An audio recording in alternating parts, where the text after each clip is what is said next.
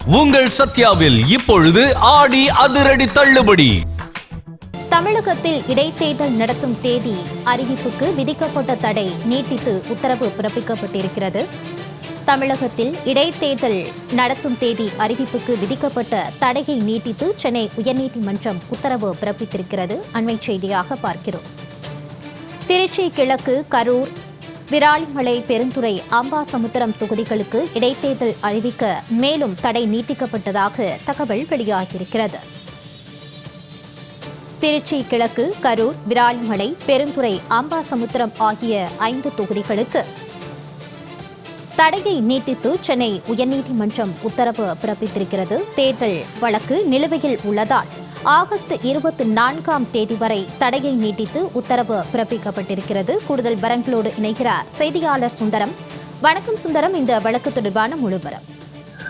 வணக்கம் மாலதி. அதாவது நடந்து முடிந்த சட்டமன்ற தேர்தலில் 2 தொகுதிகளில் போட்டியிட்ட முதல்வர் விஜய் திருச்சி கிழக்கு தொகுதியை ராஜினாமா செய்தார். அதே போல கரூர் தொகுதி எம்எல்ஏ எம்.ஆர். விஜயபாஸ்கர், விராலிமலை தொகுதி MLA Vijayabaskar, Perundurai MLA Jayakumar, Ambasamudram MLA இசைக் சுப்பியா ஆகியோரும் ராஜினாமா செய்துள்ளனர்.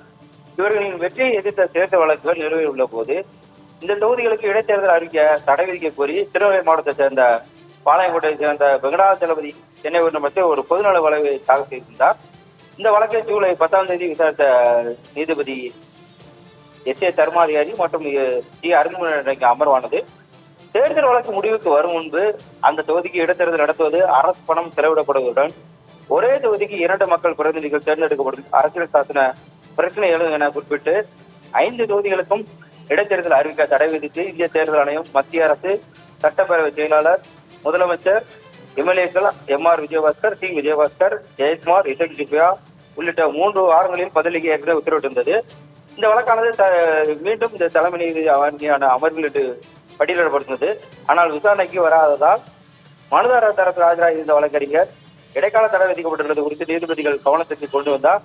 இதையடுத்து ஏற்கனவே விதிக்கப்பட்ட தடையை ஆகஸ்ட் 24ஆம் தேதி வரை நீடித்த நீதிபதிகள் விசாரணையை அன்றைய தினத்துக்கு தள்ளி வைத்தனர். மாலதி,